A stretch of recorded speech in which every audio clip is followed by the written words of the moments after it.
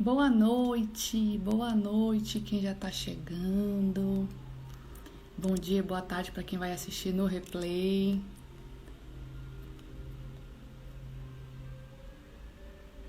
Mônica já tá aqui, seja bem-vinda. Leo, querida, bem-vinda. Vamos conversar aqui um pouquinho. Eu já tô na terceira aula hoje, na terceira live dessa jornada que eu já estou sentindo, já estou recebendo bastante comentários, que já está sendo bem transformador. Nós chamamos essa jornada de seja protagonista da sua vida, e como eu falei na primeira live, essa jornada ela nasceu realmente de tudo isso que está acontecendo, de toda essa movimentação, né, de todo esse convite. Olha a Sil Alminha chegando, todo esse convite que a pandemia está nos trazendo e esse isolamento, enfim, tudo isso que está acontecendo me fez refletir muito e perceber o quanto que estamos doentes, de certa forma, dentro das nossas relações. E a necessidade é urgente. A necessidade, na verdade, já deixou de ser necessidade. Eu acho que eu vou dizer que já virou uma calamidade, né? Nós já precisamos, Aline, bem-vinda. É como se a gente já passou, né, essa capacidade de nos amar, essa habilidade de nos amar. Isso já era para estar tão intrínseco em nós que já éramos para estarmos em outros patamares de níveis de consciência, mas ainda estamos muito, né, deficientes de amor próprio. E pelo menos para mim ficou muito claro, porque eu vi de perto famílias sendo destruídas, eu vi casamentos sendo destruídos, eu estou vendo famílias sendo destruídas, casamentos, os trabalhos, as pessoas estão completamente desesperadas. Por isso que nasceu essa jornada, né? Seja protagonista da sua vida, não para que a gente aprenda a dirigir a vida, né? Como muita gente gosta de falar, mas para que a gente aprenda a se amar. Ainda não sabemos nos amar, né? Eu sempre gosto de falar, bem resumidamente, né, que essa capacidade do amor próprio está ligada com a nossa total capacidade de aceitar a nossa completude, a nossa totalidade que somos, né? Então, essa jornada aqui tem esse objetivo de nos restabelecermos com nós, de nos dar paz, de nos permitir ter vida leve. Eu falo isso muito. Ninguém está aqui para viver na cruz, ninguém está aqui para continuar sofrendo, ninguém está aqui para ser o infeliz, ninguém está aqui. Gi conseguiu entrar, as pequeninas dormiram, né? Então vamos nós aqui conversar na nossa terceira aula. Eu fico muito triste quando eu vejo que ainda existem pessoas que acreditam que o mundo é um mundo de sofrimento. Existe todo um conceito que a gente precisa compreender em outro momento. O que é que significa esse mundo de expiações? Guarda que isso é para outro momento. Aqui no nível de expansão de consciência para alto amor, a gente não vai entrar nessas questões mais espirituais. Mas independente de ser expiação ou não, independente da morada em que nós vivemos, independente do lugar que nós estamos, terra, e na família que nós estamos, a certeza absoluta que eu tenho, a máxima certeza, é de que não estamos aqui para continuar nos chicoteando, para nos colocarmos na cruz como grande exemplo do nosso Mestre Jesus. Mas aquele movimento, aquele acontecimento não foi para nos dizer que vamos viver na cruz para sempre. Muito pelo contrário, ali foi o maior ensinamento de rendição e de total entrega, né, e de confiança. Mas, diante de tudo isso, eu sempre gosto de reforçar, de frisar no início, né, das nossas lives o porquê dessa jornada, né? Porque que nasceu a jornada Seja Protagonista da Sua Vida, porque é urgente a necessidade de conseguirmos olhar para nós, nos amar, nos aceitar, largar esse chicote, largar essa cruz, sair dessa crucificação, parar de falar esse discurso que a vida é uma tragédia, de que a vida é horrível, de que tudo é horrível. Se está tudo horrível, se a vida está horrível, é porque nós temos ainda um caminho muito grande para traçar, né, dentro de você. É aquela história de que o seu externo só está refletindo o seu interno. Isso é a mais pura verdade. Então aqui estamos na nossa terceira live para falarmos mais um pouquinho sobre esse autoencontro, esse autoamor, esse amor próprio, essa habilidade, essa necessidade que precisamos de desenvolver, né? De fortalecer, para que a gente consiga ter essa vida leve, para que a gente consiga ter paz e ter as nossas relações saudáveis, tá? A primeira aula, para quem não assistiu, eu falei sobre como ser quem eu quero ser e respondi 3 perguntas, né? Qual o sentido das dores na vida? Como aprender com a dor? E como ser quem eu quero ser. E mais uma vez, esse ser que eu me refiro aqui é espontaneidade. Como é que eu posso ser verdadeira? Como é que eu posso ser espontânea? Aqui eu não estou falando de ser enquanto essência, né? Esse é um movimento mais também que a gente vai falar mais pra frente, no movimento espiritual. A segunda aula, que foi ontem, e tá no nosso canal no YouTube, tá? Para quem não conhece, Instituto Somos Pais, lá no canal no YouTube. A segunda live, ontem, tivemos 3 perguntas. A primeira foi: o que representa a morte em vida? Essa foi uma pergunta muito forte, mexeu com muita gente. A segunda foi: como deixar de ser responsável por tudo? Essa é bem clássica, né? Eu recebo muita gente perguntando isso. Terceira pergunta, que foi a pergunta-chave, foi: como deixar as preocupações e viver, tá? E hoje vamos aqui para a nossa terceira live. Eu tenho um roteirinho aqui para que eu não deixe de falar aquilo que eu preparei para falar, né? E de olho na hora, porque são assuntos tão complexos, de certa forma, que é meio difícil esgotá-los em 1 hora. Mas eu dou aqui, né, uma degustação para vocês. Quem quiser saber mais, quem quiser conversar mais, quem quiser tirar dúvidas, o nosso grupo, a Rede do Alto Amor, ela existe para isso. Vai aqui na bio do nosso Instagram, tá lá, Linktree, acessa o nosso grupo. Vocês têm um momento comigo, vocês podem falar direto comigo. Eu estou nesse grupo disponível para conversar sobre essas questões. Concordo, não concordo, entendi, não entendi, né? Vamos aprofundar mais. Sempre são percepções que nós dividimos, tá bom? E agora vamos falar aqui sobre 3 perguntas também. Guardem as perguntas, que ao final da nossa live, se essas 3 perguntas não forem, né, respondidas, corre lá no grupo que nós temos que conversar mais um pouquinho. A primeira pergunta é: como mudar padrões? Como assim padrão, Jéssica? A forma que você pensa, a forma que você fala, a forma que você age, a forma que você se comporta, né? Como é que você muda os padrões? Como é que você muda esses ciclos? E olha que ontem falamos muito sobre isso, né? Sobre a vida ser um ciclo. A segunda pergunta é: por que não consigo me aceitar? Tem muita coisa aqui por detrás, né? Tem muitas personas, tem muitas máscaras que estão aqui nesse por que não consigo me aceitar, né? Por detrás dessa frase, tem algumas que são muito comuns para esse nicho, né, da mulher mãe. A mulher já pode ter algumas máscaras, né, algumas personas que ela moldou ao longo da sua vida, mas quando a gente vem para esse lado materno, começam a ser mais fortes essas máscaras. Isso pode ser também tema de uma live, né? Por que as máscaras, elas afloram na maternidade, né? Isso é bem interessante. Mas o que está por detrás dessa pergunta aqui? Por que não consigo me aceitar? Tem um porquê ninguém me entende, porquê ninguém me vê, porquê eu me sinto sozinha. Olha só, isso é muito comum. Eu escuto muito isso, né? Por que ninguém me vê? Por que ninguém me entende? Né? Por que eu não sou vista? Bom, então tem bastante coisa aqui por detrás. Terceira e última pergunta. Por que ninguém... eu falei dentro da segunda pergunta, né? Por que ninguém me entende? Por que eu não sou vista, né? Tem muita coisa aqui por detrás disso aqui, tá? A pergunta: como mudar padrões. Segunda pergunta: por que não consigo me aceitar? Terceira pergunta: por que ninguém me entende?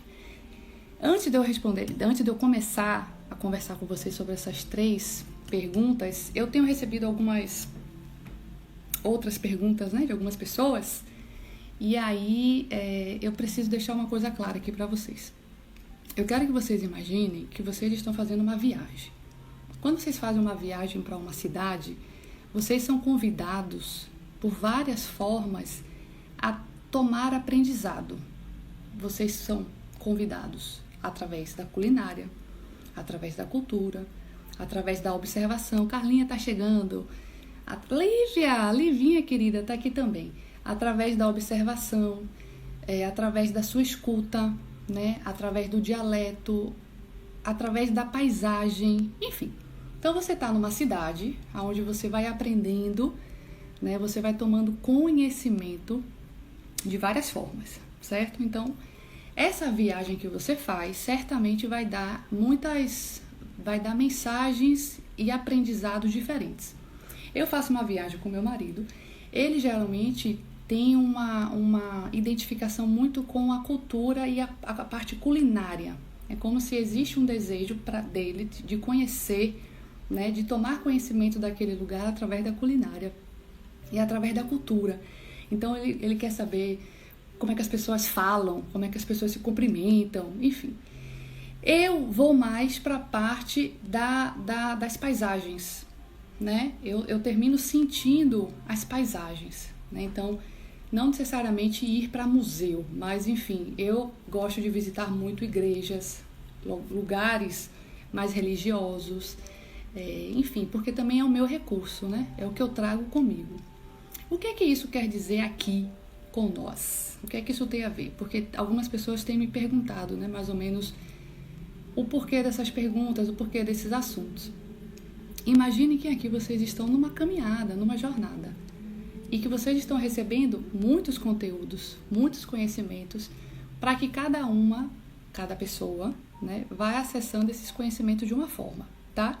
Para que ao final dessa caminhada, para que ao final dessa jornada, que vão ser apenas 4 aulas, por enquanto, mas mais uma vez, entre no nosso grupo, né, na rede do Alto Amor, para que vocês possam continuar nessa jornada comigo.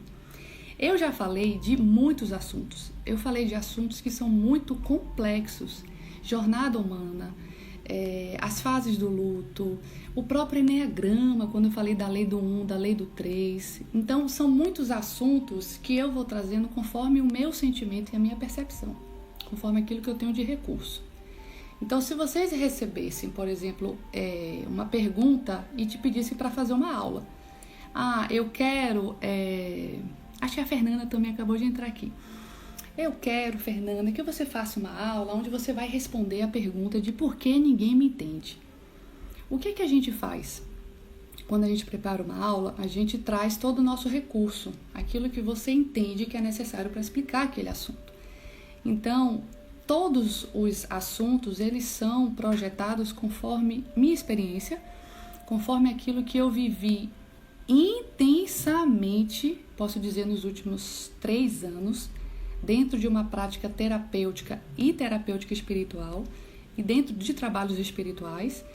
Então eu sinto a necessidade de trazer esses assuntos, mas cada pessoa falaria de uma forma. Então, quando eu sinto o que é que uma pessoa precisa ouvir para que ela consiga, ao final dessa jornada, ter um amadurecimento e um conhecimento a ponto de desenvolver um pouquinho mais o seu amor próprio. Porque lembre-se que a nossa proposta aqui é que ao final dessas 4 aulas, vocês estejam mais engajadas nesse fortalecimento, né? Nesse amor próprio, de olhar mais para vocês.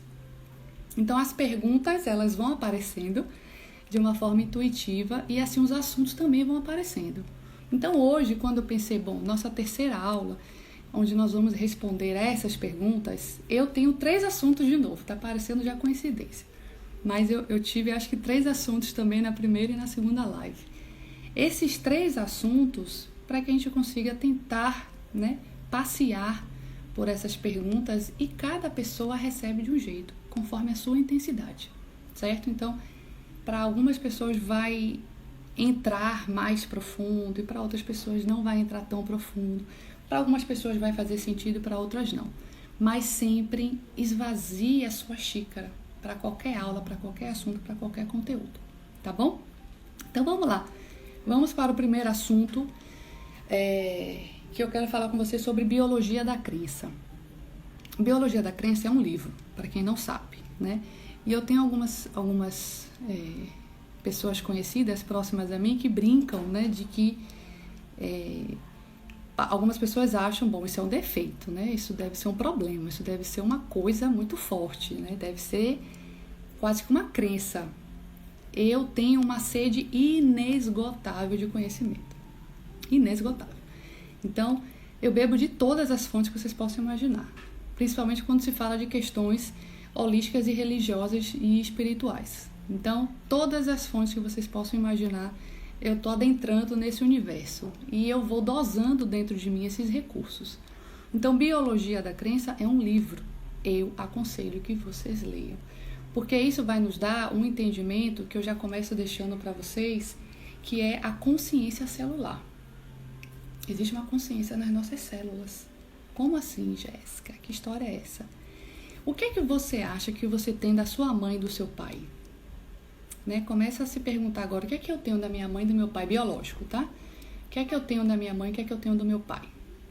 Agora, não pensa só nos traços físicos. O que é que você tem da sua mãe e do seu pai de vícios, de hábitos e valores? Agora, vai um pouquinho mais para trás. O que é que você tem da sua avó e do seu avô? E o que é que você tem da sua bisa, do seu biso e por aí vai?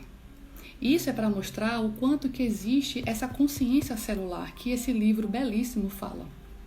Existe uma memória, existe um registro. E eu não estou aqui falando de ciência, de DNA. Não, eu estou falando de um registro, de uma crença. Mas a crença, a gente tem que tomar cuidado quando fala de crença. Eu não estou aqui me referindo da crença como um bloqueio, né? Porque crença limitante todo mundo agora conhece como bloqueios. A crença é tudo aquilo que por uma cultura, que por um mito, foi formado naquela geração, né? Existe um assunto também belíssimo depois que a gente pode falar, que é a teoria da comunicação, que vai falar sobre isso, os mitos. Existem os mitos principais, existem os mitos secundários, e isso naquela geração fez com que ficasse tão forte naquela família que ficou registrado nesse campo mental, nesse campo emocional, nesse campo energético, nesse campo morfogenético, e isso vai passando de geração em geração. Então vocês acham que hoje a gente não tem nada que foi lá da bisa, do biso, da tataravó, do tataravô e por aí vai, mais para trás? Observem o quanto que nós temos, o quanto de coisa que nós trazemos conosco, que é realmente uma consciência celular. E nessa consciência celular estão esses padrões que podem te bloquear, como também pode te impulsionar. Porque do mesmo jeito que nós nascemos com as nossas dores, e esse é um assunto também que a gente pode trabalhar ele muito mais lá na frente, o porquê que a gente nasce com a dor, porque não é por acaso, né? A gente fala sim, conforme as nossas necessidades para vir nessa família, e essa família fala sim para nos receber, mas isso também cabe a um movimento mais espiritual. Mas a dor que eu passei na minha infância, tudo isso que eu passei na minha infância, também tem um recurso. A gente não vem aqui só com a dor, né? Ah, eu fui a vítima, eu fui abusada, eu fui violentada. Esse foi um registro da dor, mas do mesmo jeito que eu já vim, vamos dizer assim, com esse registro da dor, eu também vim com recurso necessário para tirar essa dor. Porque as dores, ela tem um propósito na nossa vida, né? Quer fazer algum reparo, quer fazer algum reajuste, quer fazer um processo de transgressão, né? Quer fazer um processo de iluminação.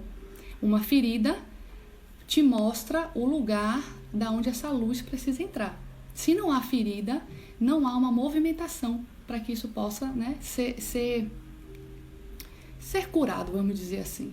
Então, fiquem com essa informação de que nós trazemos, né, de muitos antepassados, muitos, que a gente perde até a conta dessa árvore que está lá atrás, né? Esse é um trabalho também que é muito lindo dentro da terapia sistêmica.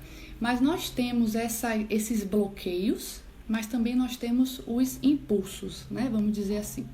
Inclusive, quando a gente tem, por exemplo, um caso de aborto, né? Lá atrás, e esse caso de aborto, ele fica num lugar de bloqueio.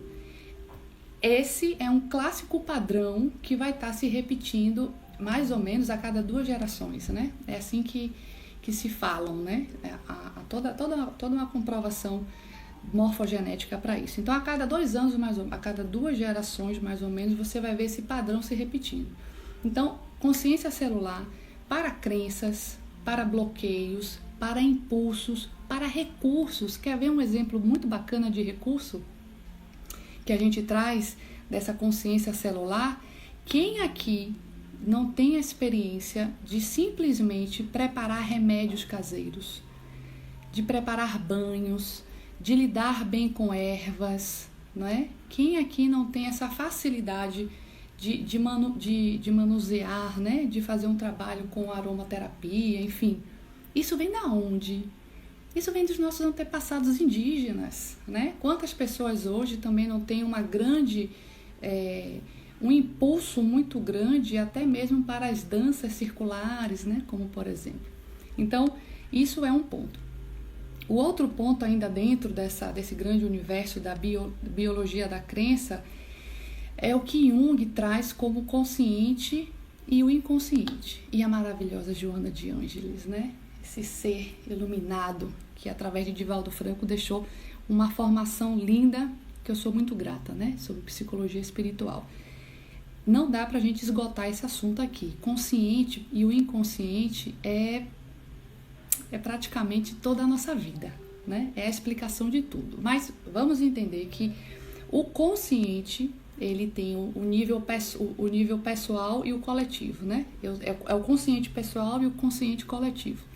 E o inconsciente também, eu tenho o inconsciente pessoal e o inconsciente coletivo.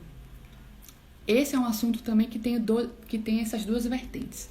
Uma vertente espiritual, quando se fala do inconsciente coletivo, que é onde, inclusive, através desse curso, dessa formação da Joana, a gente tem conhecimento, a gente tem essa informação de que ali estão armazenadas todas as nossas memórias de todas as nossas vidas. Então, o inconsciente coletivo tem, por exemplo, todos os registros de todas as dores da humanidade.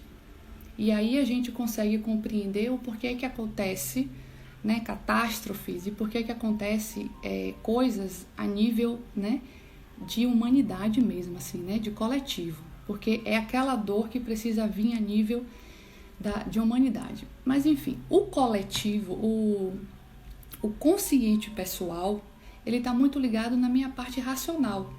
Aquilo que eu domino, né? Aquilo que eu tenho domínio, né? É aquilo que está ligado com as minhas vivências, comigo. O consciente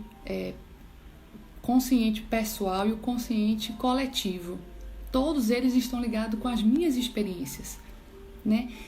Com o que eu vivi com a minha mãe, por exemplo, que é um caso bem clássico, né? Que bate sempre nos atendimentos. A relação que eu tive com a minha mãe é a minha experiência, é o meu consciente pessoal, né? É o meu consciente que faz com que eu tenha, até hoje, a forma de me relacionar com a minha mãe, por exemplo. Mas há uma relação do consciente pessoal e o consciente coletivo com o inconsciente, que é onde nós vamos ter as figuras dos arquétipos, né? É onde a gente vai ter os complexos, aquilo que eu tenho de recurso. Olha o que eu falei no início. Nós trazemos os nossos recursos, nós trazemos aquelas necessidades que precisam ser trabalhadas. E nós trazemos os recursos que precisam ser acionados para que me ajude a trabalhar a minha necessidade. Um exemplo de uma necessidade muito comum na nossa geração, que eu falei na primeira aula. Lembram daqueles 2 exemplos que eu falei das máscaras? Quem não assistiu a primeira aula, o vídeo está lá no YouTube. Mas um exemplo muito clássico, que são aquelas pessoas que acham que só serão amadas pelo que elas fazem. Eu preciso fazer por você o tempo todo. O que é que essa pessoa está trazendo com ela? Um complexo de rejeição muito forte. Mas ela também traz com ela o recurso para poder passar por essa rejeição. Entende? Porque ninguém está nascendo para poder viver na solidão e na sofrência, como falam. Ninguém nasce aqui com a necessidade de trabalhar a rejeição e fadada a viver rejeitada, vamos dizer assim, a vida toda. Não. Esse complexo, ele vem comigo porque eu preciso fazer um movimento de trabalho, né? Eu preciso sentir na minha pele o que provavelmente eu fiz com que outras pessoas sentissem. Então, eu venho com essa necessidade para ser trabalhado. Mas eu também venho com um recurso que precisa ser, vamos dizer, acionado para que eu consiga trabalhar. Isso está ligado com os complexos e isso está ligado no inconsciente coletivo. E os arquétipos, lembra que eu falei, minha mãe, qual é a relação com a minha mãe? Isso é a minha relação, sou eu e ela, né? Isso é o meu consciente pessoal, né? Só que a minha relação com a minha mãe tá ligada com o que a gente chama de arquétipo, que é aquela figura da grande mãe, né? Quem nunca ouviu falar no guerreiro, no herói, no sábio, na grande mãe, etc. São arquétipos. E esses arquétipos, eles estão no inconsciente coletivo. Então, olha só, eu tô aqui tendo a minha experiência com a minha mãe, real, tangível, aqui e agora. A minha relação com a minha mãe está acontecendo. Só que eu tenho uma memória universal de uma idealização de mãe, que é a figura da grande mãe, que tem que ser aquela mulher sábia, né? Esse é o grande arquétipo da grande mãe. A mãe que não erra, né? A mãe que não tem pecados, quase que Maria, né? E aí, esse arquétipo da grande mãe, que por sinal, inclusive muitos filhos têm muita dificuldade de aceitar que, por exemplo, a mãe tem relação sexual, né? Não, a mãe não pode ter relação sexual. A mãe não pode ter orgasmo, porque isso é um arquétipo da grande mãe. Aquela mãe santificada. Então, eu começo a fazer um processo de vida real, consciente pessoal, essa coisa tangível, com uma espécie de cruzamento com o inconsciente pessoal e o inconsciente coletivo. Mais uma vez, é aquele cruzamento de necessidade que eu vim trabalhar com o recurso que eu já trago comigo. Isso é muito de um movimento que a gente pode falar um pouquinho mais na frente, né? Bom, e aí eu tenho alguns exemplos de crenças que eu acho muito bacana passar para vocês. Quem não tem o nosso livro também pode entrar no nosso grupo, tá? A Rede do Alto Amor, que tá aqui na bio, para que vocês possam ter acesso, ó. Esse é o livrinho, né? Seja protagonista da sua vida. Eu trouxe alguns exemplos de crenças, mas crenças no sentido de bloqueio mesmo, tá? Que é a crença do valor, quando a gente escuta muito, né? Que é difícil te educar, porque você não sabe o quanto que eu trabalho para te educar, eu gasto tanto na sua educação. Essa pessoa vai crescer com um bloqueio de valor. E aí começam a ser formadas máscaras. Capacidade. Tem algumas frases aqui. Eu adoro essa parte, ó. Quem já tá com o seu livrinho, quem não tem o seu livrinho, é só entrar lá no nosso grupo que a gente já disponibilizou para vocês esse presente. Eu adoro essas crenças das frases populares. Desgraça pouco é bobagem.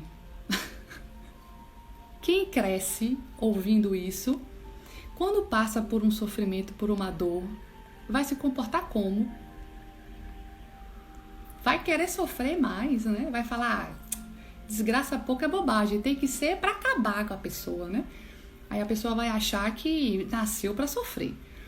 Uma outra que é comum até hoje, dinheiro não dá em árvore, Deus ajuda quem cedo madruga. Qual é a relação que eu vou ter com o trabalho se eu escuto isso o tempo todo? Deus ajuda quem cedo madruga. O trabalho é um sofrimento, né? O trabalho realmente é desgastante, porque eu não posso acordar tarde, não, que Deus não me ajuda. Isso são crenças, são bloqueios, são padrões, né, que foram criados por gerações transgeracionais, que são criadas por nós o tempo todo. E tudo isso é para nos levar a uma compreensão de que a vida é uma grande experiência. Lembram que nós falamos da lei do 1? A lei do 1 está nos dizendo o tempo inteiro que tudo está interligado e que tudo é uma grande experiência. Se tudo é uma grande experiência, eu estou aqui para ter esses experimentos e para tirar algo desses experimentos e para fazer algo desses experimentos. Né? Então está muito ligado com o que nós falamos da jornada humana na primeira aula. E quando eu entendo, bom, a vida é um experimento, de que forma que eu me posiciono nessa experiência que é a vida? Eu me posiciono como o experimento ou eu me posiciono como o cientista, o pesquisador?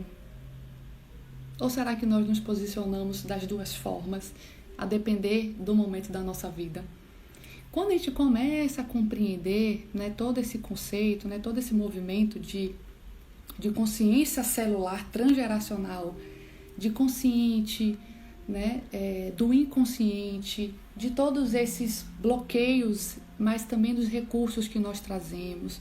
Quando a gente começa a entender que a vida é uma experiência e quem está muito ligada, né, quem já está num processo de conhecimento, né, de abertura de consciência, entende que olha que eu falei aqui na primeira aula, entende que a lei do que é isso aqui, que representa a unidade e a unicidade, significa que nós não temos só uma experiência. Qual é o fim disso aqui? Aonde começa e aonde termina? Então, não é muito pequeno da minha parte dizer que a minha experiência como Jéssica é a única, né? Aonde começa, aonde termina essa experiência que eu estou tendo aqui agora? Aonde é o fim? Aonde começa? Então, eu estou em experiências. E como é que eu me posiciono nessa experiência? Quando eu começo a entender isso, nós começamos a entender que não existem vítimas. Então, se não existem vítimas, o que existe então é o que eu gosto de chamar de co-criador. Você é co-criador da sua história. Mas como assim? A minha infância não foi fácil. Eu passei por muitas coisas. Ok. Não quer dizer que você passou pelo que você passou porque você foi malvado, porque é uma máscara muito forte que nós colocamos, né? É muito doloroso, e eu sei que é doloroso a gente acreditar que não foi amado pelo pai, não foi amado pela mãe. Então a gente cria uma máscara de que nós somos malvados, que a criança é malvada, porque a gente ouviu provavelmente, né, que você é muito malvado. Mas é tão doloroso para essa pessoa reconhecer que na verdade ela não foi amada pelo pai e pela mãe.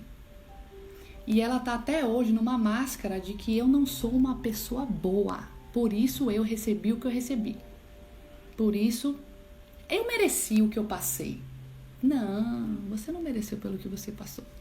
O fato de você não ter recebido o amor do seu pai e da sua mãe, que obviamente vai ter as devidas consequências, mas que não é nós que vamos fazer a consequência.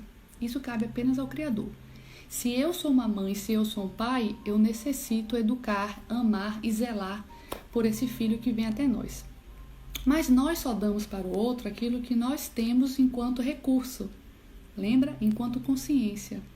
Por isso, a necessidade urgente de despertar sempre mais consciência, mais conhecimento para dar sempre o melhor. Então, aquilo que eu recebi na minha infância não foi o que eu gostaria, não foi o que eu precisava, mas foi o que certamente eu merecia e o que eu necessitava enquanto evolução. E aí eu começo a entender que eu não sou vítima. Eu recebi o que eu tinha que receber, o que eu precisava receber, não o que eu gostaria de receber. Olha a diferença. Mas isso não é fácil, não. Eu não estou dizendo que é fácil de entender. Mas quando isso acontece, quando você começa a entender, então eu recebo o que eu preciso, não o que eu gostaria de receber. Mas eu tenho na minha vida o que eu preciso. Para quê? Para trabalhar as minhas necessidades. Eu recebo o que eu preciso, porque isso porque são acionadores dos meus recursos para trabalhar as minhas necessidades. E aí nós respondemos a primeira pergunta: como mudar padrões? É saindo desse lugar de vítima e indo para esse lugar de co-criador. Tem muita gente falando, né? Você é o que você pensa, você é o que você fala, você é o que você emana. Eu concordo.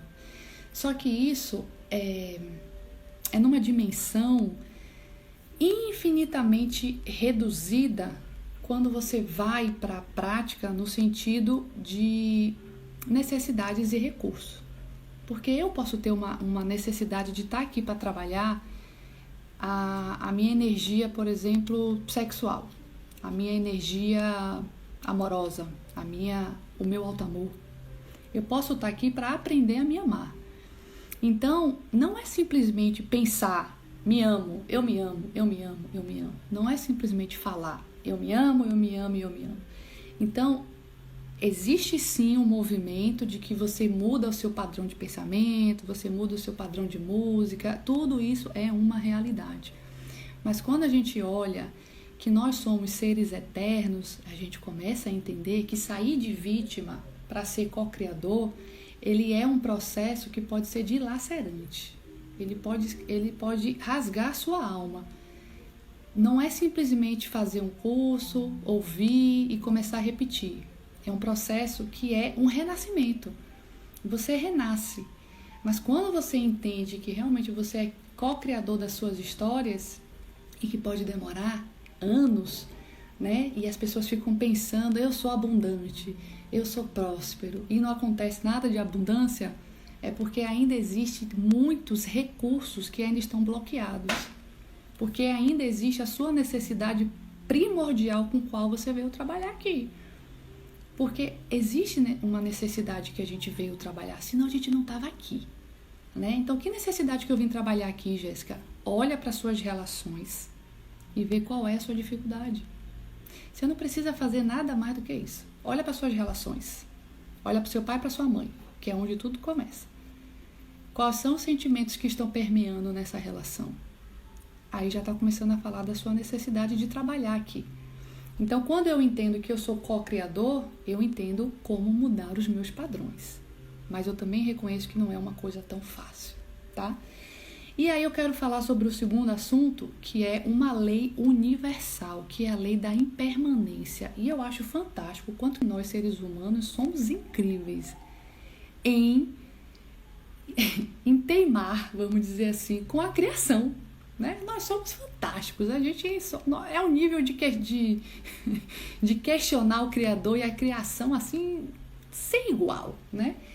A lei da impermanência é uma lei universal, tudo se transforma, nada é estático, nada é para sempre, nada é eterno, nada, tudo cresce, desenvolve e morre, tudo tem início, meio e fim.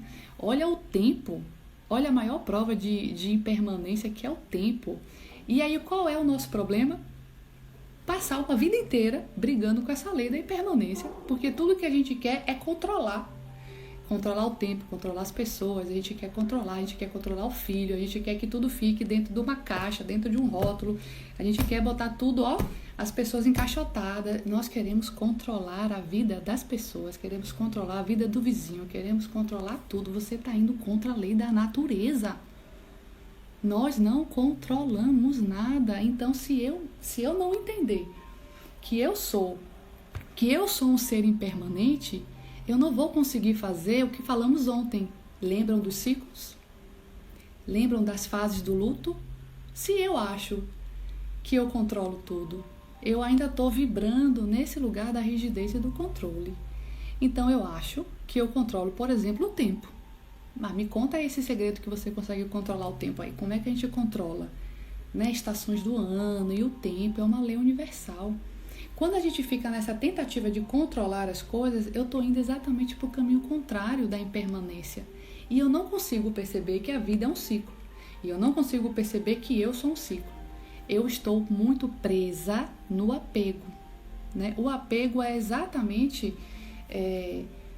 a nossa necessidade de estar tentando controlar as coisas. Mas se a gente for refletir o porquê que nós queremos controlar as coisas, basicamente existe dois caminhos aqui, né?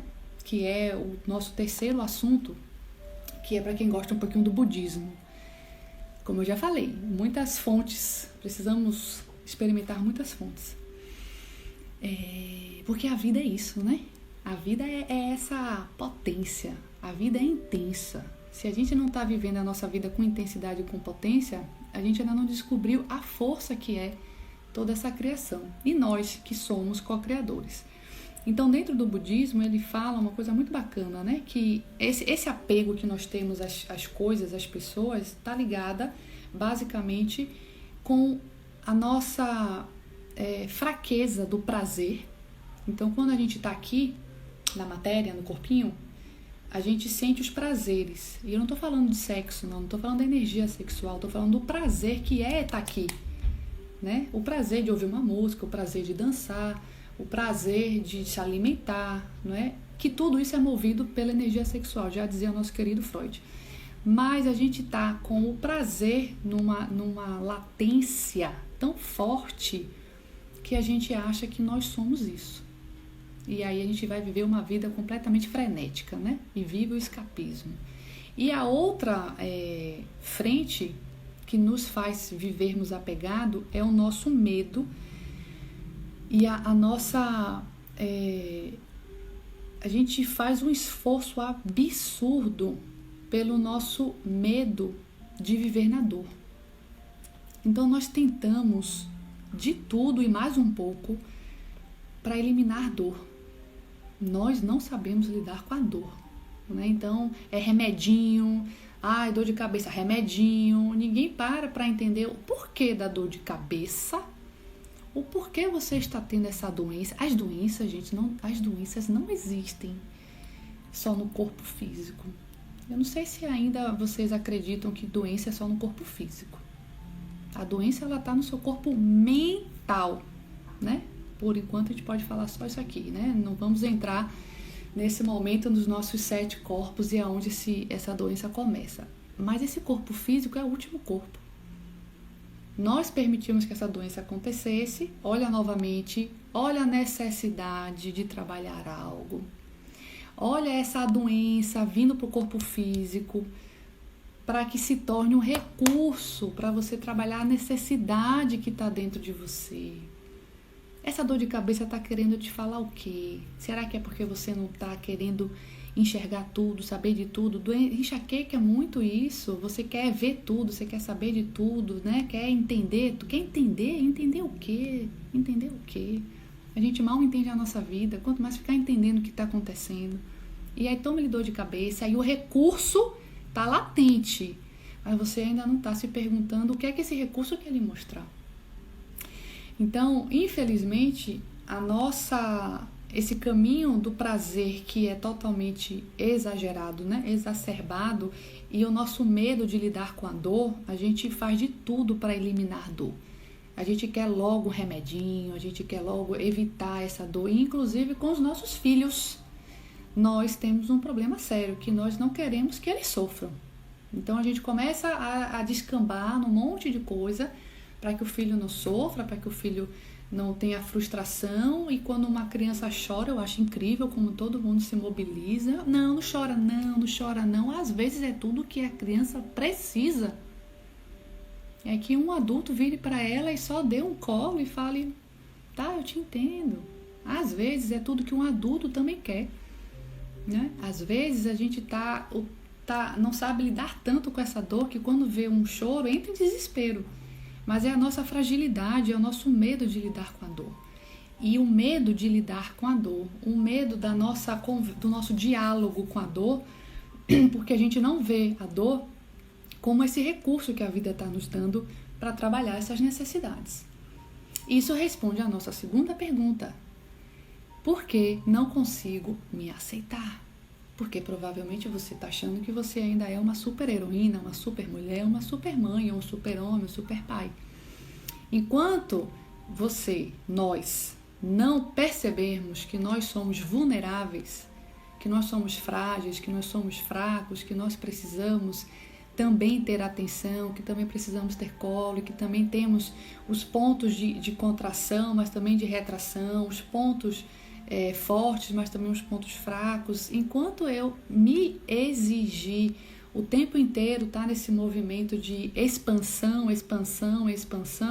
eu estou negando a vulnerabilidade, eu estou negando a minha oscilação, eu estou negando a grande dualidade que é a vida, né? Eu sempre gosto de dar o exemplo, né? A gente tem masculino e feminino dentro de nós. Então, se eu estou negando a minha oscilação, a minha dualidade, a minha fragilidade, a minha vulnerabilidade, é porque eu ainda não sei lidar com esse lado, né? Eu não sei lidar com a dor. E isso é exatamente por que eu não consigo me aceitar. Porque ou eu estou me vendo só no lado da expansão, e aí no momento em que eu tenho uma fragilidade, no momento que algo acontece, olha os recursos, no momento que algo acontece, uma pessoa é demitida. Então, uma pessoa que está no pleno, né, na expansão máxima, naquele momento de criatividade, onde nada podia acontecer, é demitido ou demitida. E aí vem aquela queda brusca, né? Você sai da expansão e, puf, cai totalmente para a contração. Né? Então, isso são recursos. A vida lhe dá recursos para que você trabalhe a necessidade. Ah, mas qual é a necessidade? Aí cada pessoa tem que, né, entrar no processo terapêutico, entrar no processo de autoconhecimento, porque só quando eu entrar nesse processo de autoconhecimento, só quando eu entrar nesse movimento, eu vou estar iniciando a minha caminhada de amor próprio. Então, olha só como o caminho é profundo. E eu sempre falo isso. Não é só olhar no espelho e falar, me amo. Não, me amo é você olhar as coisas erradíssimas que você faz e conseguir abraçar tudo isso que você está fazendo. É conseguir abraçar isso aqui, ó, o medo da dor. Abraçar a sua vulnerabilidade, abraçar a sua fragilidade. Abraçar que você também é uma bruxinha, né? Eu brinco com algumas pessoas que falam, mas como você é luminosa, você é luz, você é isso e aquilo. E eu também falo, eu também sou uma bruxinha. Eu também tenho um lado bem diabólico, né? Porque nós somos isso. E isso faz com que eu não consiga me aceitar. A gente precisa limpar a mente, porque essa mente suja, né? No sentido de eu controlo as coisas, eu tenho medo da dor, eu quero viver no prazer, faz com que eu esteja no meu caminho inverso da impermanência. Eu estou indo para o outro lado, né? Eu não estou me abrindo para a lei da natureza, né? Essa lei universal. E isso não vai permitir com que a gente caminhe pelo mapa da consciência, né? Eu vou mostrar isso aqui daqui a pouquinho para encerrar. E o nosso último assunto, que o tempo voa. Já são 10 e 18. Mas eu separei só mais um assunto, além da biologia da crença, né? E além da impermanência, para a gente fechar e responder a nossa última pergunta, que provavelmente vocês já estão refletindo, né? Vocês podem escrever aqui também, quem quiser, Bruxinha do Amor. Tem um amigo meu que fala isso mesmo, Bruxinha do Amor. Eu não tô perto aqui de um livro que eu tenho. Quando eu estiver no meu escritório, eu vou apresentar para vocês o meu escritório, que está sendo preparado para receber todos e fazer um atendimento lindo, trabalhar muito lindo com todo mundo que quiser, né, estar comigo. Mas tem um livro que é O Poder da Bruxa. Esse meu amigo me deu de presente, ele falou, é você. Enfim, porque ele brinca que existem muitos recursos, né? Alguns atendimentos ele me viu fazendo e ele trabalha comigo também na parte energética. Aí ele fala assim, você tem uma caixa de recurso que é inesgotável. Mas o nosso último assunto, né, para fechar, não esqueçam da lei da impermanência, gente. Isso é muito importante, viu? Isso é muito importante, porque nós estamos no movimento oposto da impermanência. Anotem aqui, respondam aí para vocês. Por que ninguém me entende? Bota aí, escreve aí. Por que ninguém me entende? Que é a nossa última pergunta e a pergunta da nossa live de hoje. Como mudar padrões? Vocês já estão cientes, né? Eu falei do budismo. Tem um livro no budismo muito bacana que é Roda da Vida. E nesse livro, obviamente fala sobre a filosofia do budismo, né? E eles falam de 6 reinos. O que é mais fantástico de tudo isso, que eu sou eternamente apaixonada, eu acho que Carla tá aqui e Lívia tá aqui. Nós fizemos um estudo esse ano, né? O Movimento da Nova Era. E a primeira aula desse grupo de estudo foi sincronicidade. E olha que lindo. O budismo fala de 6 reinos. Aí você tem a visão, né, da doutrina espírita, que também tem as classificações, né, conforme a sua consciência né? A sua consciência espiritual, você tem as divisões, vamos dizer assim, né? As classificações dos espíritos. O que é que esse livro me ensina? A roda da vida. Esses 6 reinos que eles falam, né? Do reino dos deuses, tem o reino dos homens, tem os 3 reinos inferiores, tem os 3 reinos superiores. É uma imagem até muito forte, né? Que ela traz. Aí os 3 reinos superiores, você vai ter lá os deuses, que é a consciência máxima, né? A consciência expandida totalmente. Aí você vai ter o dos homens, que está ali mais ou menos, né, no meio. Aí você vai ter os 3 reinos inferiores, que são as pessoas que estão no nível de codependência emocional absurda. E aí você também faz um paralelo com a visão espírita, que eu acho muito legal, que a gente vai ter também essa classificação dos espíritos inferiores. Mas o que é bacana de tudo isso não é entender qual é o reino 1, reino 2, reino 3, reino 5, reino 6, onde é que fica cada reino, o que é que cada reino quer dizer. O que eu entendo de tudo isso, e é o que eu sempre acho lindo, né, da sincronicidade dos assuntos, é que todos os reinos estão dentro de você. Todos. Você pode estar no seu reino inferior, você pode ser o seu próprio inferno, como você também pode ser o seu céu. Tudo é uma questão de consciência. Jéssica, onde é o inferno? Dentro de você. Onde é o céu? Dentro de você. Né? É um assunto lindo também para a gente falar mais na frente dentro do movimento espiritual. Mas esses reinos que ele traz que ela fala nesse livro, é a mesma coisa que a doutrina espírita nos traz, que tudo é uma questão do seu estágio de consciência. Não estou querendo falar que tudo é uma questão de pensamento, não, isso é muito ainda, isso é pequeno. Eu estou falando já de estado de consciência, é a compreensão disso aqui, ó, é a compreensão disso aqui. O quanto que eu entendo isso aqui, né? O quanto que eu ainda acho que eu sou eu e acabou, é olho por olho, dente por dente, eu sou eu vivo por mim e acabou. Eu estou nos mundos inferiores, eu estou nos reinos inferiores. Quanto mais eu entendo que tudo é interligado, que o que eu faço aqui interfere no vizinho que eu nem sequer conheço, que interfere lá do outro lado do mundo, que tudo está interligado, eu estou num patamar de consciência elevada. E isso está ligado com isso aqui, ó, que eu amo. Amo o mapa de consciência. Vocês podem pegar aí no Google. Também posso colocar lá no grupinho da gente, né? No grupo da Rede do Alto Amor. Quem ainda sente culpa, vergonha e apatia? Então, olha lá. Nós estamos em qual reino? No reino inferior. E esse reino inferior é o quê? Tipo, eu vou morrer e vou desencarnar no umbral? Eu vou viver nos reinos inferiores, como fala o budismo? Olha a sincronicidade das coisas. Não!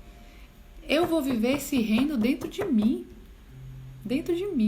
todos os dias. Raiva da vida, raiva do vizinho, raiva do barulho que tocou, raiva da cadeira que arrasta, raiva do que uma pessoa fala, raiva do que botou na televisão. Eu tô aqui, ó, o tempo todo aqui, ó. Eu sou o meu próprio reino. Mas se eu começo um processo de expansão de consciência, é por isso que aquela força que neutraliza a libertação é o conhecimento. Bebam de muitas fontes. Não estou falando que é para vocês ficarem só ouvindo o que Jéssica fala, não. Eu sou um ser pequenininho, pequenina, diante de tudo isso aqui, ó. Eu sou nada diante de tudo, de toda a possibilidade que existe. Bebam de muitas fontes, né? Busquem a verdade, busquem conhecimento, porque é esse conhecimento que é essa força que eu falei na primeira aula, ó. Olha a força entrando aqui, ó. Aquela força que neutraliza. A força neutralizando, a força te trazendo para o eixo, fazendo com que você retorne para a sua consciência luminosa. É a consciência, é o conhecimento. O conhecimento te dá consciência. E ó, olha quanto que a gente tem que caminhar, sair da vergonha, da culpa, da apatia. Eu conheço um tantão de gente que está aqui ainda e não estou julgando. É conforme ainda a consciência. Vem aqui para o medo, ó, eita! Muita gente no medo, né? Ó, aí vem o desejo, raiva, orgulho, coragem. Olha para isso. Tem que caminhar um bocadinho para chegar na coragem, né? Aí a gente caminha tudo isso para chegar na coragem. Quando chega na coragem, a gente já está no nível de consciência, onde a gente já começa a agir com o coração. Porque coragem é agir com o coração. E a gente vai, ó, boa vontade, aceitação, razão, amor. Olha a educação do futuro aqui, gente. Lembram? A educação do futuro é a educação do amor. E o amor próprio, o auto-amor, é a nossa primeira transformação. Até que a gente chega aqui no estágio de iluminação. Isso a gente pode falar mais na frente. Sobre um processo sobre o movimento movimentos mais espirituais. Com isso, eu respondo a nossa terceira e última pergunta. Por que ninguém me entende? Por que ninguém me entende? Aí eu pergunto, qual é o reino que você está vivendo? Em que reino você está? Em que estágio você está? Né? Se você quiser ir lá para a codificação espírita. Aonde você vive é aonde você se vê. Como é que você se vê? Aonde você está? Aonde você está é como você se vê. E se nem você se vê, e se nem você se entende, ninguém vai te entender. Então, nós estamos aqui chegando já ao final, só faltam 3 minutinhos. Para quem está aqui comigo, para quem também vai assistir na gravação, não deixe de participar do nosso grupo, da nossa rede do Alto Amor. Tragam as dúvidas, tragam as perguntas, entendi, não entendi, concordo, não concordo. Falamos sobre biologia da crença hoje, falamos sobre impermanência e deixei já aqui 2 livros para vocês lerem, tá? Biologia da crença e Roda da Vida. Comece por Biologia da crença. Talvez. Quem se sentir super instigado com Roda da Vida pode ler, né? Fala mais do budismo. Esses vários assuntos que nós falamos é para nos responder exatamente do porquê ninguém me entende. Porque a pergunta correta é, você está se entendendo? Você se entende? Mas você se entende? Você sabe aonde você está? Em que reino você está? Eu super agradeço. Já vamos chegando aqui ao final. Já apareceu o meu tempo aqui, que só faltam apenas 2 minutos. Venham. Quem não está no nosso grupo, eu sei, Carlinha tá, Lívia acho que está aqui também. Quem não está no grupo, por favor, entre no nosso grupo, na nossa rede do Alto Amor. Lá vocês vão ter contato comigo, podem perguntar, podem tirar dúvidas. Deixa eu ver se teve perguntas aqui. É preciso virar a chave e querer virar, né? Exatamente. Tudo é o querer, tudo é a permissão. Se eu não quero, se eu não permito, não vai. Quem sabe faz ao vivo. Pois é. Acabaram... Engraçado que eu tava aqui falando, rapaz, acho que minha filha hoje vai aparecer aqui na live. Não, ela não apareceu, mas a campainha tocou. Tenho muito da minha avó materna. Olha que legal, então você deve ter recursos dela. E esses recursos que a gente traz dos nossos ancestrais é a nossa grande força para enfrentar as necessidades. Né? Muito legal. Às vezes nem conhecemos e depois descobrimos que somos iguais aos nossos avós. Eu tive a dor da separação da minha mãe. Mesmo tendo um pouco de consciência que era necessário. É interessante ver se ainda está marcada essa dor. Mãe é santa. Bruxinha do amor. Bom, não tem perguntas? Não. Acho que ficou claro para vocês. Nossas 3 perguntas de hoje. Ficou? Coloquem aí se ficou claro. Coloquem aí um joinha se ficou claro. Respondido para vocês. Como mudar? Por que não consigo me aceitar? Vejo vocês amanhã. E amanhã vamos falar sobre amar é uma decisão.